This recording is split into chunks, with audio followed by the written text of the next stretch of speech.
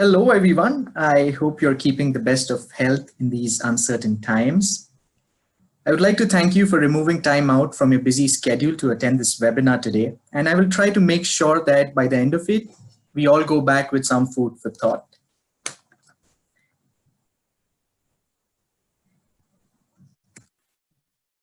Before we begin this webinar, a quick fun question for all of you out there. Let's see if you can guess the correct answer for this. And a disclaimer, please don't use Google. So what is the tiny piece at the end of a shoelace called? Please feel free to type in your answers in the chat window. Let's see how many of you get this correct.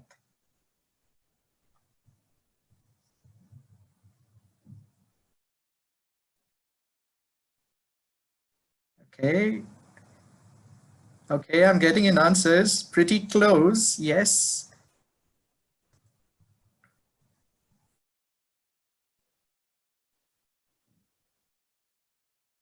All right.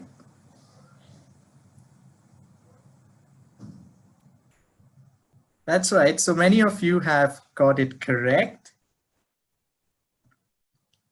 And the answer is aglet.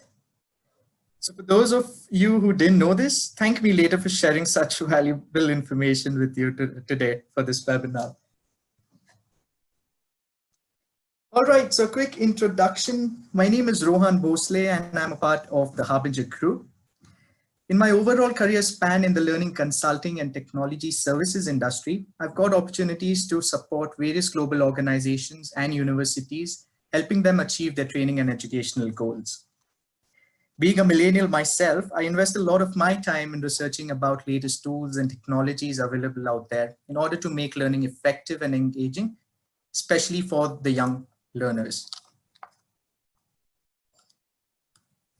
Just a few housekeeping tips before we get into the webinar. So ensure your microphone is on mute throughout the session.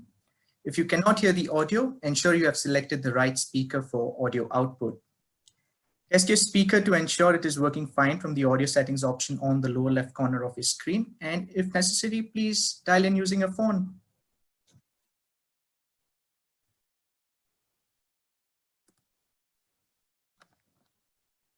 So COVID-19 has suddenly transitioned the whole world to remote collaboration, and education is no different.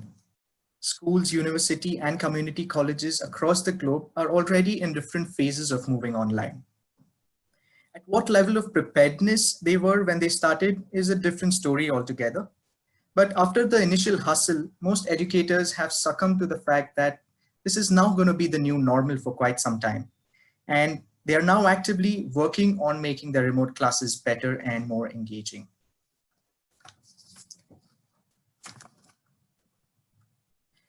Having said that, online learning comes with its share of challenges as well. So a few of them like learner engagement. Keeping your remote learners engaged and hooked on to a particular piece of content is challenging with so many distractions already around, especially when it comes to the Generation Zs who are already multitasking all the time. Another one is knowledge check. So it is difficult to gauge whether your learners understand exactly what is being taught in an online class. So that's one key challenge to look out for again. And last but not the least, retention and reinforcement. So even before the learners realize, they cannot recall majority of the things taught during an online class. You must have heard about the forgetting curve termed by a German psychologist, Hermann Ebbinghaus, who states that 60% of the information is lost within the first hour of going through any training.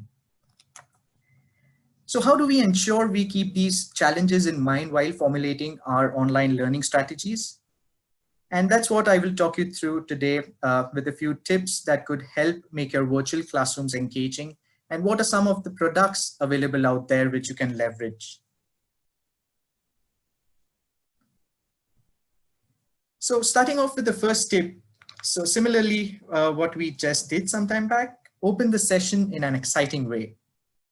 They say first impression is the last impression. It is a good idea to open your virtual classrooms with something fun and interesting. This is also useful to get learners' attention during the first few seconds. You can present attention-grabbing facts, fiction, or any other information that could interest learners. You could also throw in a challenge that stimulates their thinking. The second tip for today is the 10:2 method. So for every 10 minutes of instruction, try to allocate a couple of minutes to your students to process and respond to it.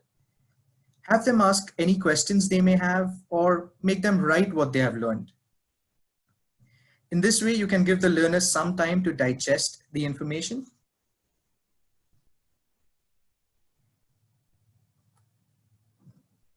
And the third tip here is using interactivity.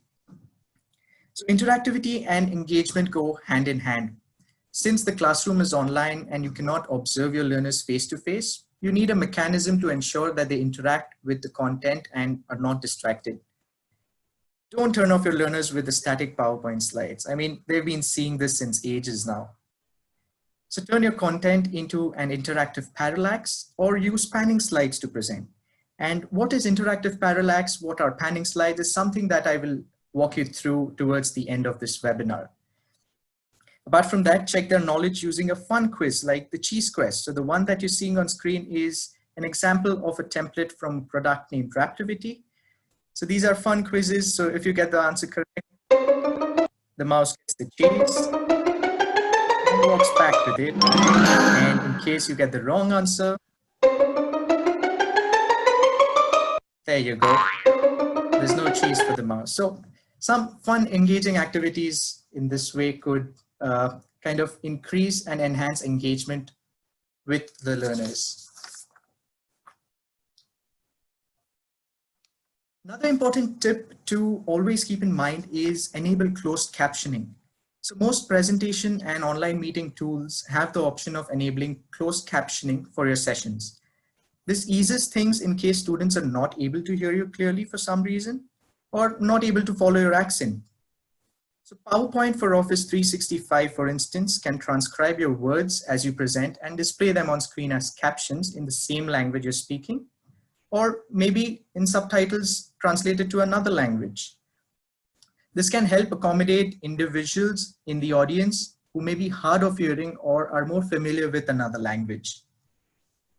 So for today's presentation, I am using PowerPoint. So why not I quickly go back and show you how you could enable this. So in a PowerPoint slide, you can go on the slideshow pane, and on the right side, you get an option saying subtitle settings. So now this is the first option that you have to select, so spoken language. So that's English United States for me today. And the subtitles language in which you need these subtitles to be translated to. So for me, again, it's English. So if you have a particular type of audience from a particular location, you can choose any which other language you want. And once this is done, you check mark the always use subtitles option, and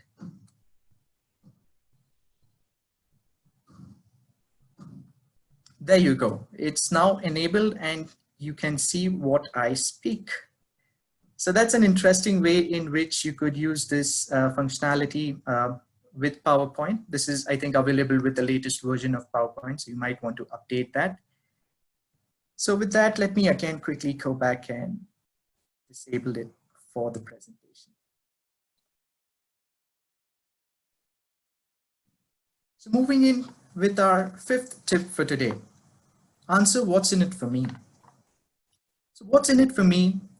Why am I learning this? There are a few questions that every student they have in the back of their mind. Because it is not that it is in your syllabus is not the best answer you could give them. So giving them examples of how they might apply a skill in real life makes it more relevant and engaging. If possible, show them videos of the skill or any learning which is already in use. Our next tip is encourage collaboration. So let your learners collaborate with their peers for better learning. Form a group or an online discussion portal where your learners can get together to talk, similarly in a classroom format. So make use of breakout rooms to get students together for discussions, and majority of the new online video conferencing platforms like Zoom, WebEx have these features already built in available of breakout rooms. So make the most use of them. With that, it's time for a random poll just to check if everyone is awake. So many of us are working from home during these quarantine days, and I have a question for all of you.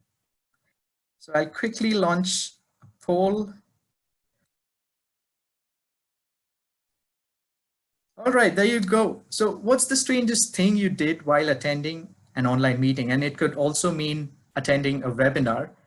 So it could also mean that attending this webinar. So are you eating breakfast? Are you wearing pajamas? You're cooking lunch, dinner, brushing your teeth, watching Netflix, or maybe something else that you would not like to share with us. So great, I'm getting in responses. Let's give it another 10 to 15 seconds.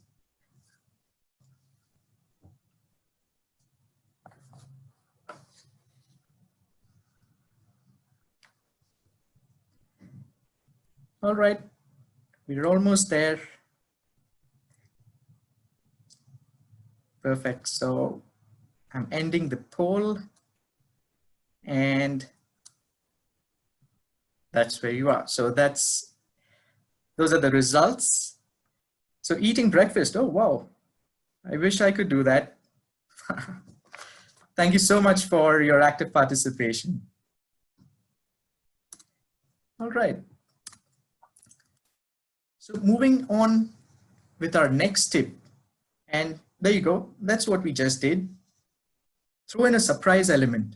So crack a joke, ask students to solve a puzzle, throw in a random trivia. It is always a good idea to include a surprise element in your online class. It could be something as simple as asking students to get up and take 2 rounds of the room they're sitting in, or having them jump on the spot for 30 seconds. The idea here is to break the monotony and keep the students engaged.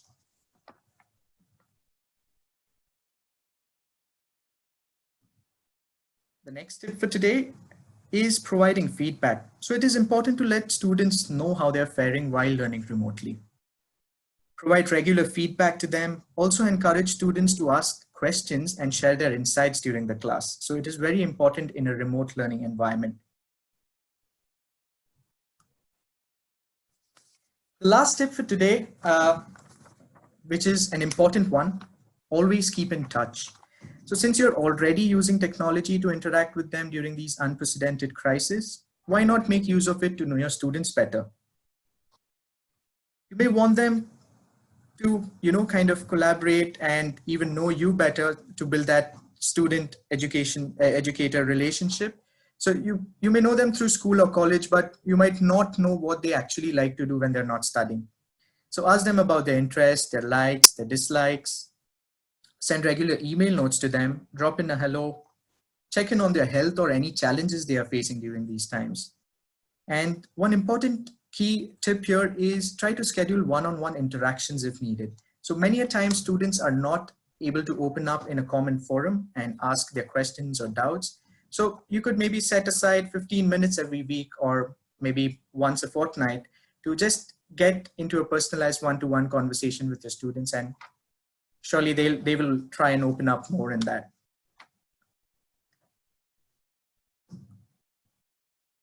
So those were the 9 tips, and one key takeaway from these tips is that creating content for online learning needs a different kind of approach and tool set as compared to what you were used to doing traditionally in a classroom setup. So this will ensure that the engagement levels remain high and that your learners are hooked on to your remote classes. And that's where a product like Raptivity makes it possible. So for those of you who don't know about Raptivity and are new to it, so these are basically ready to use interactive template libraries. And these templates will help you make your online classes stand out with a mix of fun games, quick quizzes, cool displays, and help you can directly launch these activities through your existing platforms like Zoom or WebEx, something that you're currently leveraging, or maybe MS Teams, Slack. It is completely customizable and ready to use, zero coding required. So that's where Raptivity comes into play. And as I speak through it, why not I quickly show you how Raptivity templates look like. So there you go. If you remember, I was talking about parallax and panning slides earlier. So this is an example of parallax. So there you go. These are simple customizable templates which are available. You can customize the font, the color, backgrounds according to your branding guidelines, and launch it through an online session that you're having with your students. That's one. And then we have the panning slides. So it's a different way. Rather than using a normal PPT, it's a good way to put forward your content to your remote learners. And with that, why not I take you through how to build one interaction or an amazing quiz. So this is a template known as the Bowling Rush template that is already available in Raptivity. And how do you kind of make a fun quiz in less than a couple of minutes? So the complete screen here you see is editable. The background image can be edited. The bowling image here can be edited. And you just have to feed in your content. So for example, let's do like a general knowledge quiz. So there you go. That's wherein you can put in your first question. So for example, what is 2 plus 2? Okay, so you can put in your options here, 2, 4, 6, 8, and select the correct answer. And go ahead, type in the correct feedback that you would like to give your learners. So, for example, that's correct. And in case they answer it incorrect, so what's the feedback you give? Oops. That's not right. I'll just take another one. So, what is the capital of India? Delhi. Oops, where did it go? Yeah.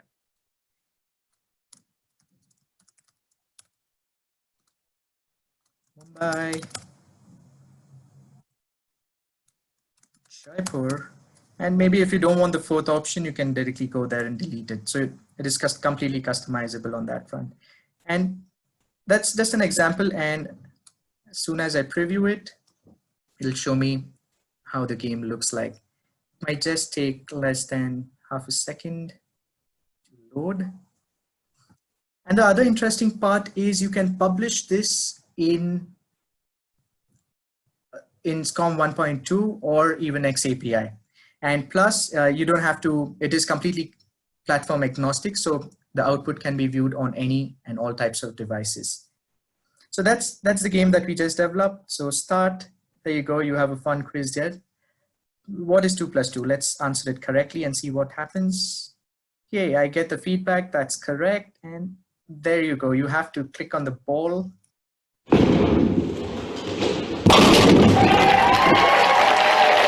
And yes, that's a strike for me. And for example, if I answer this incorrect, let's see what that brings up.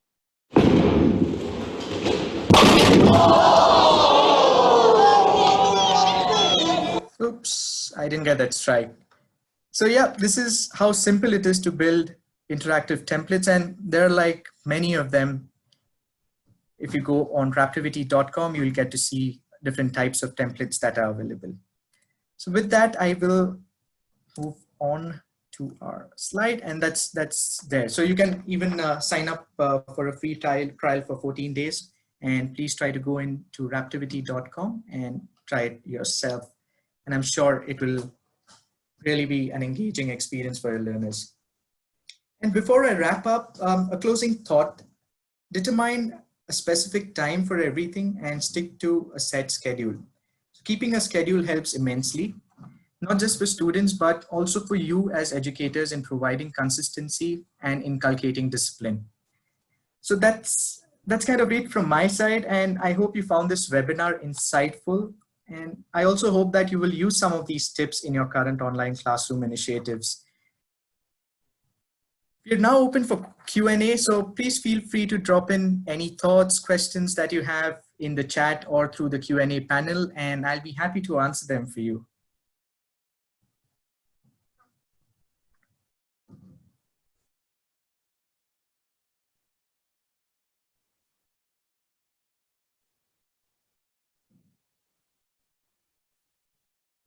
So yes, there is a question from one of our attendees. So I have not used Raptivity. Is it for free? So you can sign up for a free trial. There is a free version to it, but there are other versions that you can see on raptivity.com. The premium ones, you'll have to, they are the paid versions. So you'll have to check them out and kind of sign in for a version that suits best for your current need.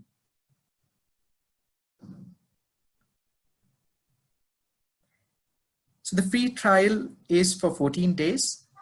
So how long is the free trial was the question. So the free trial is for 14 days.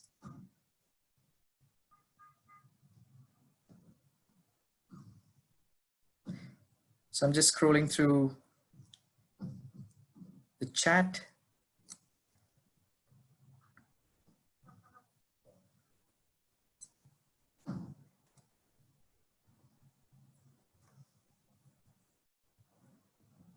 So per month, yes. So the pricing per month is around $8.50 to $9. So what's the pricing per month was the question here. It's around 8.5. Yep.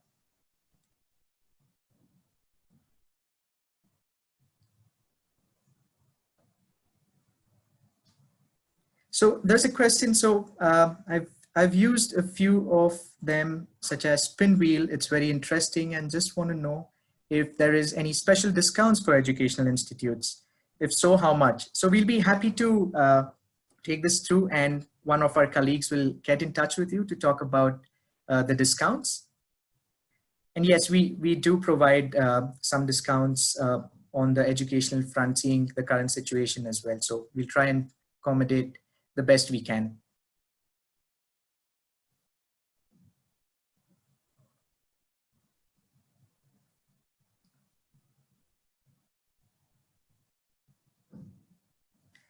So those are the few questions that we had. Let me again check whether I'm missing out on anything. And just in case if I'm not able to answer it now, we'll be happy to follow it up with an email after this webinar.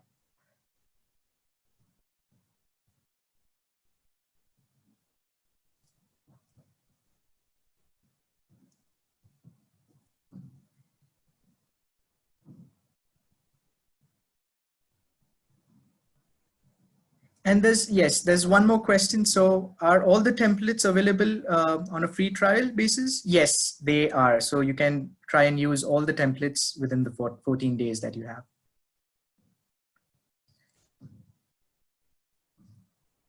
And the best part that I spoke about is, again, it is completely trackable. So whatever interactivities you build through Raptivity, they can be completely trackable as well.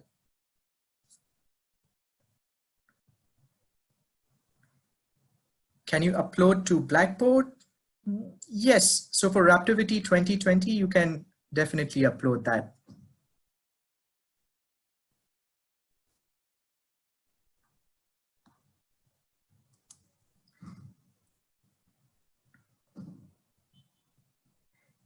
So what is the difference between the two Raptivity symbols you have at the end? So yes, so there are two versions of Raptivity. One is Raptivity 2020 to build interactive learning interactions, and the other one is specifically for virtual classrooms for universities and higher educational institutes.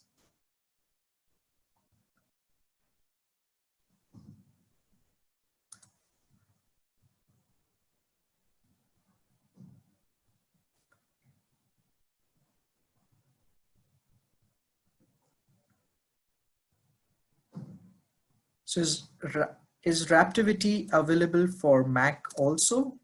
Yes, it definitely is.